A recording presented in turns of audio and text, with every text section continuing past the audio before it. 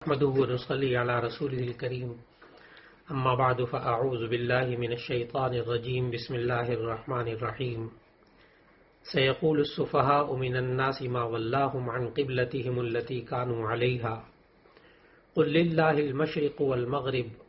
يهدي من يشاء إلى صراط مستقيم صدق الله العظيم۔ آج خلاصہ قرآن میں دوسرے پارے کی ابتدا ہو رہی ہے۔ دوسرے پارے میں ابتدا کے اندر تحویل قبلہ کا ذکر ہے، یعنی قبلے کا رخ پھیرنا، اس کا ذکر ہے۔ دراصل نبی صلی اللہ علیہ وسلم جب مدینہ منورہ تشریف لائے ہجرت کرنے کے بعد، تو تقریباً 16-17 مہینے بیت المقدس کی طرف منہ کر کے نماز پڑھتے تھے، لیکن آپ صلی اللہ علیہ وسلم کی دلی آرزو تھی کہ کعبۃ اللہ کو مسلمانوں کا قبلہ بنا دیا جائے، جو کہ حضرت ابراہیم علیہ السلام نے جسے تعمیر کیا تھا، اور آپ صلی اللہ علیہ وسلم کی اس دلی آرزو کو اور دلی تمنا کو اللہ تعالیٰ نے جب پورا فرما دیا، وہ اس طرح کہ نبی صلی اللہ علیہ وسلم ظہر کی نماز مسجد بنی سلمہ میں پڑھا رہے تھے، اور اس وقت ظہر کی نماز کے دوران حکم ہوا تو بیت المقدس اس وقت شمال کی طرف، اب بھی شمال کی طرف ہے مدینہ منورہ میں، اور کعبہ جو ہے وہ جنوب کی طرف ہے۔ چنانچہ نبی صلی اللہ علیہ وسلم نے اور صحابہ نے نماز کے دوران ہی اپنے منہ کو قبلے کی طرف پھیر لیا، اور اس طرح تحویل قبلہ ہوا۔ اس کا ذکر اللہ تعالیٰ نے اس دوسرے پارے کے شروع میں فرمایا۔ تحویل قبلہ کا حکم نازل ہونے کے بعد مشرکوں نے اور منافقین نے بہت سے اعتراضات اٹھائے۔ ان میں سے ایک اعتراض یہ بھی تھا کہ ان لوگوں کو ما ولاہم عن قبلتہم التی کانوا علیہا، انہیں کس چیز نے اس قبلے سے پھیر دیا جس کی طرف رخ کر کے یہ عبادت کرتے تھے۔ اللہ تعالیٰ نے ہمیں سمجھایا اور اللہ تعالیٰ کے نبی صلی اللہ علیہ وسلم کو حکم دیا کہ آپ فرما دیجئے کہ ساری سمتیں، چاہے وہ مشرق ہوں یا مغرب ہوں، یہ سب اللہ کی ہیں۔ گویا کہ جس سمت کو چاہے اللہ قبلہ مقرر کر دے، اور اسی لیے اللہ تعالیٰ نے نبی صلی اللہ علیہ وسلم کی آرزو پوری کی، اور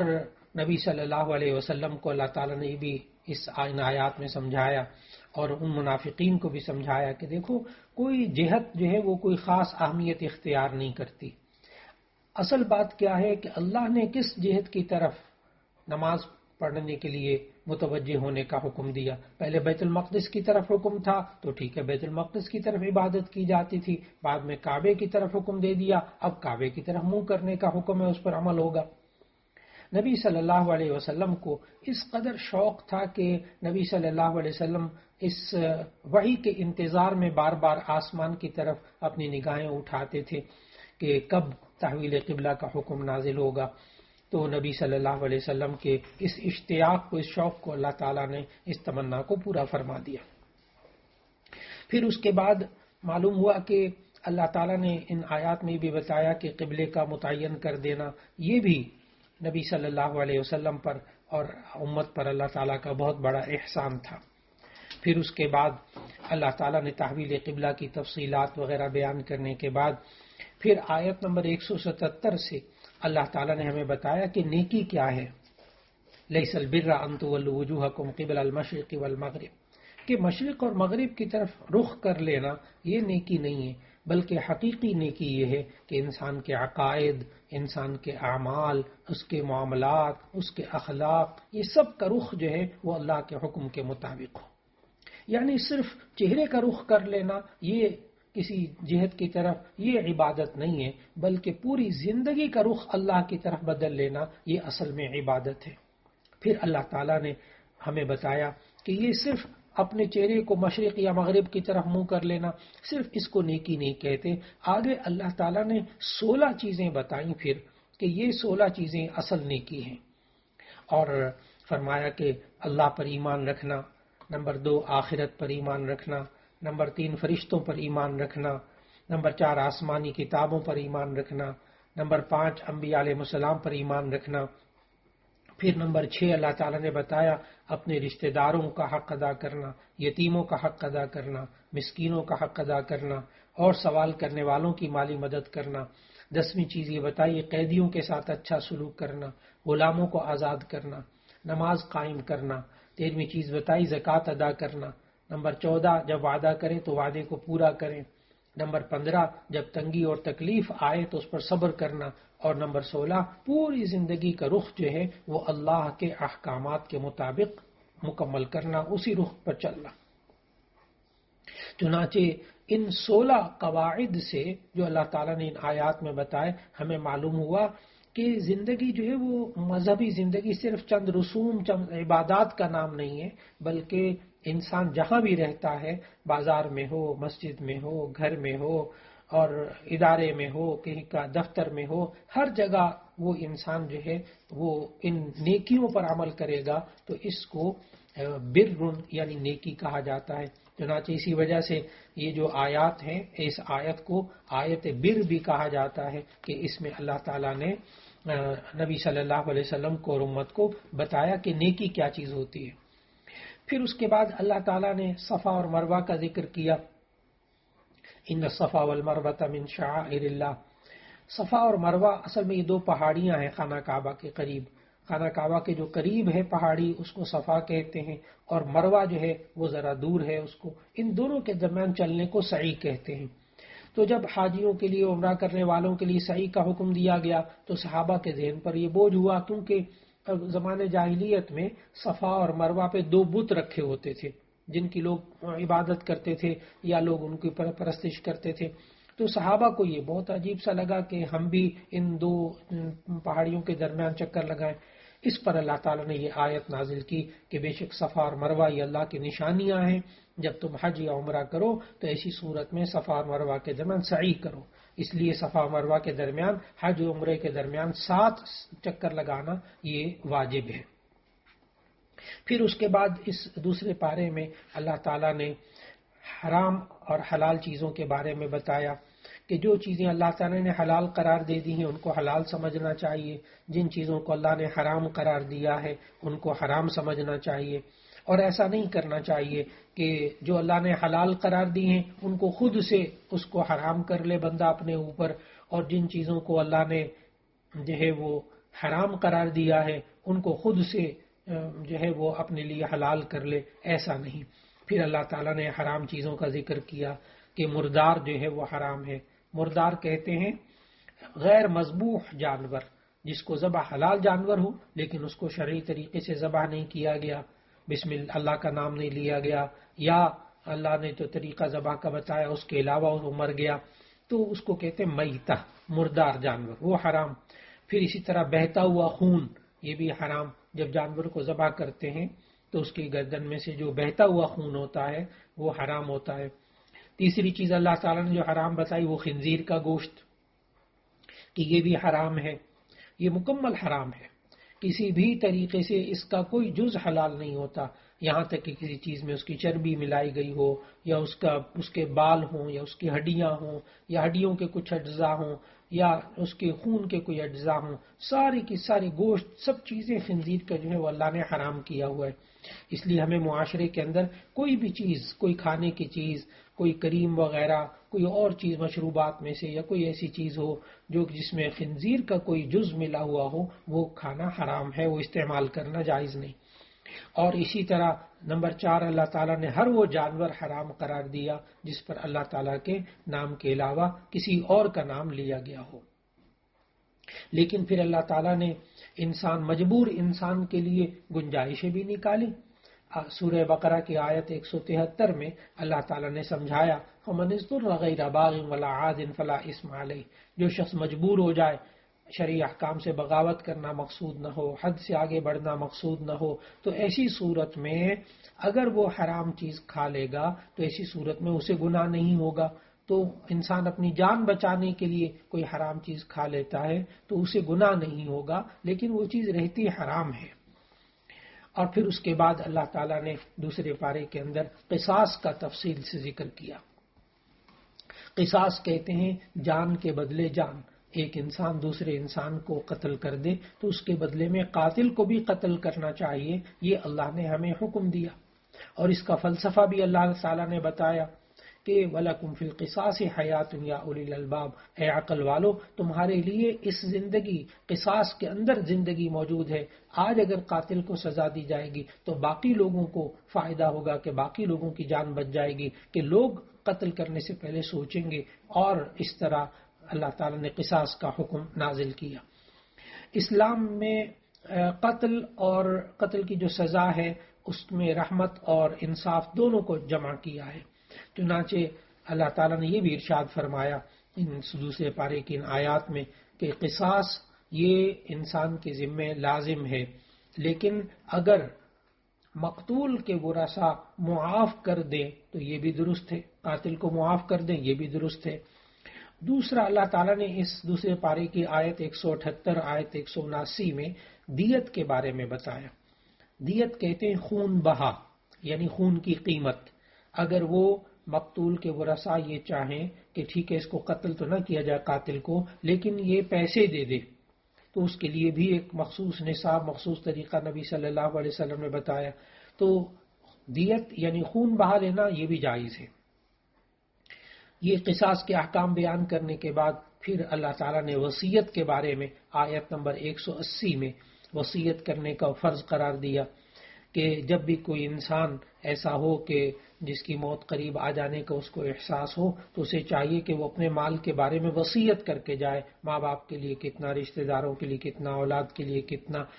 یہ پہلے وصیت فرض تھی، یعنی انسان اپنی زندگی میں یہ طے کر کے جائے کہ میرا مال جو ہے وہ کس کس کو ملنا چاہیے اور کس کا کیا حق ہے۔ یہ ابتدائی اسلام میں آیت نمبر 180 کا حکم نافذ تھا کہ ہر انسان اپنی زندگی میں خود اپنے مال کے بارے میں وصیت کر کے مرے۔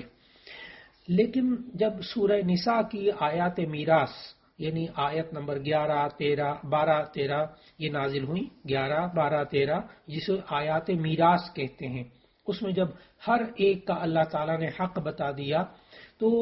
اب ایسی صورت میں مفسرین کے نزدیک یہ وصیت والی آیت منسوخ ہو چکی۔ اب انسان اپنی زندگی میں اپنے ورثاء کا حق متعین کر کے اپنی مرضی سے اگر وصیت لکھ کر مر جاتا ہے تو ایسی صورت میں وہ بیکار ہے، وہ کاغذ، وہ اسٹامپ بھی لکھا ہو تو بیکار ہے، وہ وصیت نہیں کر سکتا، صرف اپنے تہائی مال کے بارے میں وصیت کر سکتا ہے۔ اور پھر اس کے بعد اللہ تعالیٰ نے روزے کا تفصیل سے بیان کیا، اس کے روزے کے احکامات دوسرے پارے میں بیان کیے، اور ہمیں یہ سکھایا کہ ہر عاقل بالغ مسلمان پر روزے فرض ہیں، اور روزے کا مقصد بتایا لعلکم تتقون، تاکہ تمہارے اندر پرہیزگاری پیدا ہو جائے۔ پھر اللہ تعالیٰ نے رمضان کی فضیلت بتائی، آیت نمبر 183 اور 185 میں اللہ تعالیٰ نے فرمایا کہ یہ رمضان کا مہینہ وہ مہینہ ہے جس میں روزے فرض کیے گئے ہیں، اس میں قرآن حکیم جیسی کتاب نازل کی گئی ہے، اور پھر اس میں اللہ تعالیٰ نے روزے کے احکامات بتائے کہ جو مسافر ہوں، بیمار ہوں، ان کو روزہ چھوڑنے کی اجازت ہے، لیکن بعد میں ان کو قضا کرنا لازم ہے۔ پھر گزشتہ مذاہب کے اندر بھی اور اسلام کے آغاز میں بھی یہ حکم تھا کہ رمضان کی راتوں میں جب روزے ہوتے تھے تو اس کی رات کو بھی جو ہے وہ ازدواجی تعلق بیوی کے ساتھ جائز نہیں تھا، اور پھر اس وقت سحری کے بارے میں بھی حکم نہیں تھا، بلکہ اسلام جب رمضان کے روزے فرض ہوئے تو اس وقت یہ حکم تھا کہ بس آپ جو غروب آفتاب کے وقت افطار کر لیں، اور پھر اس کے بعد آپ جب تک سوئیں نہیں، جب تک آپ کھا پی سکتے ہیں، لیکن اس کے بعد جو ہے پھر آپ کے لیے کھانا پینا بند، اگر آپ سو گئے پھر اگلے دن افطار کے وقت۔ چنانچہ اللہ تعالیٰ نے 186، 187 نمبر آیت میں پھر اس کی اجازت دی کہ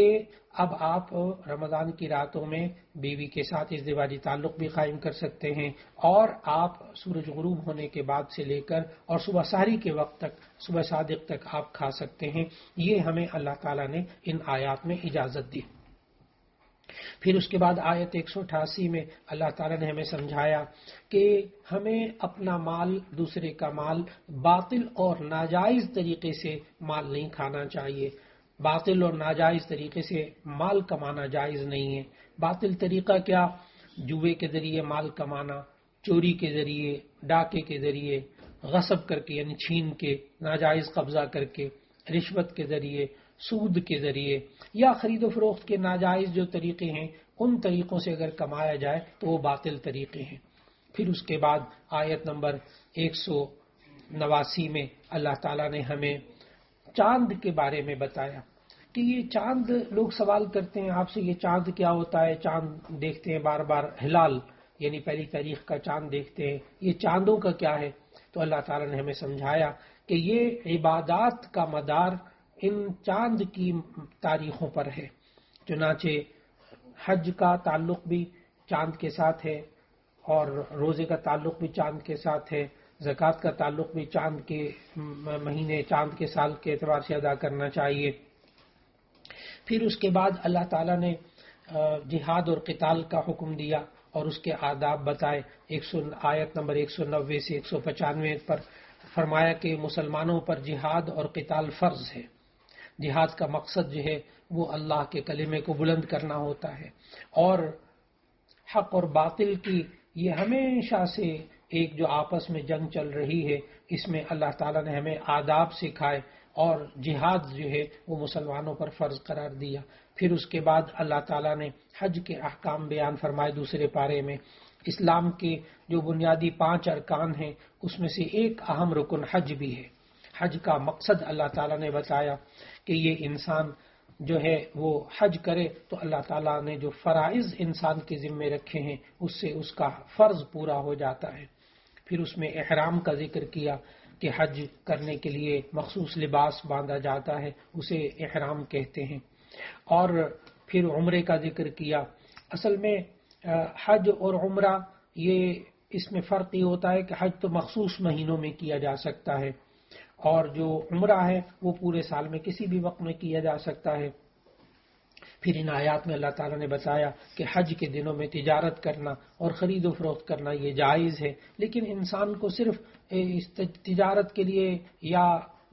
خرید و فروخت کے لیے نیت کر کے جانا حج میں یہ نہیں کرنا چاہیے. حج کے لیے جائے، وہاں جا کر اگر کوئی تجارت کر لے تو جائز ہے. پھر اس کے بعد اللہ تعالیٰ نے جو زمانہ جاہلیت میں مشرکین نے حج کے دوران بڑی عجیب و غریب رسوم اور بدعات کا اضافہ کر لیا تھا، اس کا اللہ تعالیٰ نے جواب دیا اور توڑ کیا. اس میں سے ایک یہ بھی طریقہ تھا کہ قریش مکہ یہ اپنے آپ کو سردار کہتے تھے اور اپنے آپ کو بڑا اہم خاندان قرار دیتے تھے. وہ یہ کہتے تھے کہ دراصل حج کے دوران پہلے جو ہے وہ مینا میں جا کر ٹھہرتے تھے، مینا میں سے پھر جانا پڑتا تھا عرفات، اور عرفات سے پھر مزدلفہ آتے تھے. تو اب مینا بھی حرم میں شامل ہے اور مزدلفہ بھی حرم میں شامل ہے، لیکن میدان عرفات حرم میں شامل نہیں تھا ہے ابھی بھی. تو اب یہ جو قریش مکہ تھے یہ جا کر مزدلفہ میں ٹھہر جاتے تھے اور عرفات نہیں جاتے تھے. کہتے تھے ہم جو ہیں چونکہ خانہ کعبہ کے مجاور ہیں اس لیے ہمیں جو ہے وہ عرفات نہیں جانا، ہم حرم سے باہر نہیں جائیں گے. تو اللہ تعالیٰ نے یہ بھی سمجھایا کہ تم لوگ جو ہیں جب حج کرنے جاؤ تو سب کے سب تم عرفات بھی جایا کرو اور وہاں سے پھر مزدلفہ آیا کرو، اور اپنا الگ سے تشخص جو ہے وہ نہ رکھیں. پھر اس کے بعد مشرکین مکہ کا یہ طریقہ تھا کہ جب حج کرتے تھے، کیونکہ حج حضرت ابراہیم علیہ السلام کے زمانے سے جاری ہے،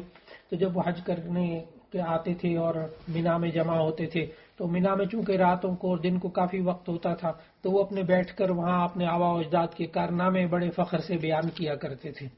تو اللہ تعالیٰ نے ان آیات میں سمجھایا کہ تم اپنے آبا و اجداد کے کارنامے بیان کرنے کے بجائے اللہ کا ذکر کیا کرو. پھر دوسرے پارے کے اندر اللہ تعالیٰ نے اللہ کی راہ میں خرچ کرنا یعنی انفاق فی سبیل اللہ کے بارے میں احکامات دیے اور بتایا کہ اللہ کے حکم کے مطابق انسان کو خرچ کرنا چاہیے. انسان کو یہ دیکھنا چاہیے کہاں خرچ کر رہا ہے، کس نیت سے خرچ کر رہا ہے، اور اللہ کی دی ہوئی جان اور مال کو صحیح مصرف پر خرچ کرنا ضروری ہے. اس بات کی تلقین اللہ تعالیٰ نے فرمائی. اور پھر اس کے بعد آیت نمبر 217 میں اللہ تعالیٰ نے ہمیں سمجھایا کہ یہ جو بعض لوگ ہوتے ہیں اسلام قبول کر لیتے ہیں، مسلمان ہوتے ہیں، پھر اس کے بعد دین سے پھر جاتے ہیں، انہیں مرتد کہا گیا۔ اور مرتد کے بارے میں بتایا کہ جو انسان دین سے پھر جاتا ہے اس کے باقی پچھلے سارے اعمال باطل اور ضائع ہو جاتے ہیں، اور ایک یہ بات بھی اللہ تعالیٰ نے بتائی کہ وہ جہنم کا سزاوار ہوتا ہے، اور ایک یہ بات بتائی کہ دنیا میں اس کی سزا یہ ہے کہ اگر وہ سمجھانے کے باوجود باز نہ آئے تو اسے قتل کر دیا جائے۔ پھر اللہ تعالیٰ نے ہمیں دوسرے پارے کے اندر شراب اور جوئے کے بارے میں بڑی تفصیل سے باتیں سمجھائیں اور سمجھایا کہ یہ لوگ شراب اور جوئے کے بارے میں آپ سے پوچھتے ہیں، آپ کہہ دیں کہ ظاہری طور پر اس میں بہت سے فائدے ہیں، لیکن اس میں جو گناہ ہے وہ ان کے فائدوں سے کہیں زیادہ ہے۔ پھر اس کے بعد اللہ تعالیٰ نے دوسرے پارے کے اندر شادی کی زندگی اور ازدواجی زندگی کے بھی آداب سکھائے۔ شادی کے آداب بیان کرتے ہوئے اللہ تعالیٰ نے سمجھایا کہ جب انسان شادی کرتا ہے تو ایک معاشرے کی بنیاد بنتی ہے، اور آگے نسل در نسل اللہ تعالیٰ پھر اسے انسانوں کی نسلوں کو پھیلاتا ہے۔ اس لیے اللہ تعالیٰ نے اس میں بنیادی طور پر نکاح کے بارے میں 3 حکم دیے۔ ایک حکم تو یہ دیا کہ مشرک مردوں اور عورتوں سے کسی صورت میں نکاح جائز نہیں، یہ آیت نمبر 221 میں یہ حکم موجود ہے۔ اور پھر یہ بھی حکم دیا کہ اہل کتاب سے نکاح کر سکتے ہیں، وہ اہل کتاب جو کہ آسمانی کتابوں پر ایمان رکھتے ہوں اور شرک کا ارتکاب نہ کرتے ہوں، اور ان کتابوں کے اندر جو اللہ تعالیٰ نے احکامات دیے ہیں ان پر عمل کرتے ہوں، تو ایسی صورت میں اہل کتاب عورت سے مسلمان مرد کا نکاح ہو سکتا ہے۔ تیسری بات اللہ تعالیٰ نے یہ بتائی کہ اہل کتاب سے نکاح کرنے کے بجائے کسی مسلمان عورت سے نکاح کر لیا جائے، وہ زیادہ بہتر ہے۔ پھر اللہ تعالیٰ نے ہمیں ان آیات کے اندر ازدواجی زندگی کے بارے میں ہمیں بتایا کہ انسان کو ازدواجی زندگی کا آغاز یعنی رشتوں کی تلاش وہ اخلاق اور دین کے بنیاد پر کرنی چاہیے، صرف یہ نہیں کہ اپنی پسند اور حسب و نسب یا مالداری یا حسن و جمال پر نظر نہیں رکھنی چاہیے۔ اور پھر اس کے بعد اللہ تعالیٰ نے ہمیں اس کے اندر یہ بھی سمجھایا کہ ازدواجی زندگی کا جب آغاز ہو جائے تو اس کے آداب ہمیں سکھائے کہ جب ناپاکی کی حالت میں عورت ہو یعنی حیض کی حالت میں تو اس وقت اس کے ساتھ ازدواجی تعلق قائم نہیں کرنا چاہیے۔ اور پھر یہود کی بھی مخالفت کر دی کہ یہودی جو تھے وہ اصل میں یہود و نصارہ کے اندر 2 بڑی عجیب باتیں تھیں اس بارے میں کہ یہودی ناپاک عورت کو یعنی حیض والی عورت کو منحوس سمجھتے تھے، نہ اس کے ساتھ کھانا کھاتے تھے، نہ اس سے کنگھی کرواتے تھے، نہ اس کو ہاتھ لگاتے تھے۔ تو اللہ تعالیٰ نے ہمیں یہ سمجھایا کہ یہ ناپاکی عورت کی زندگی میں آنا یہ اللہ تعالیٰ کا ایک نظام ہے، اس حالت میں عورت کو منحوس نہیں سمجھنا چاہیے، اس کے ہاتھ کا پکا ہوا کھانا بھی جائز ہے، اس کے ساتھ اٹھنا بیٹھنا بھی جائز ہے۔ لیکن جو نصارہ تھے وہ ایک الگ جو ہے وہ زیادتی میں مبتلا تھے، اور وہ یہ سوچا کرتے تھے کہ نصارہ کے ہاں یہ تھا کہ حالت حیض میں بھی عورت سے جماع کرنے کو برا نہیں سمجھتے تھے، یعنی وہ ایک اور انتہا میں نکلے ہوئے تھے۔ تو اللہ تعالیٰ نے ہمیں اعتدال سکھایا۔ پھر اس کے بعد دوسرے پارے کے اندر اللہ تعالیٰ نے ایلا کا ذکر کیا۔ ایلا کہتے ہیں اگر کوئی انسان قسم کھا لے کہ میں اپنی بیوی کے پاس 4 مہینے تک نہیں جاؤں گا، اللہ کی قسم میں 4 ماہ تک بیوی کے پاس نہیں جاؤں گا، تو ایسی صورت کے اندر یہ ایلا کہلاتا ہے۔ اگر کوئی بندہ 4 مہینے اپنی بیوی کے پاس نہ جانے کی قسم کھا لے تو ایسی صورت میں اگر 4 مہینے سے پہلے چلا جائے تو ایسی صورت میں کیونکہ اس نے قسم کھائی تھی وہ قسم ٹوٹ گئی ہے تو قسم کا کفارہ دے دے، اور اگر وہ 4 مہینے تک نہیں جائے گا تو اللہ تعالیٰ نے ہمیں ان آیات میں سمجھایا کہ یہ خود بخود یہ طلاق واقع ہو جائے گی۔ ہاں البتہ اگر وہ طلاق سے بچنا چاہے تو 4 مہینے کے اندر اندر بیوی سے رجوع کر سکتا ہے اور قسم کا کفارہ دے دے۔ پھر اللہ تعالیٰ نے طلاق کے احکام بتائے دوسرے پارے کے اندر، اور سورہ بقرہ میں طلاق، عدت اور رضاعت یعنی دودھ پلانا بچے کو، اس کی خوب تفصیل سے مسائل اللہ تعالیٰ نے بیان فرمائے۔ طلاق کے بارے میں اللہ تعالیٰ نے دوسرے پارے میں ہمیں سمجھایا کہ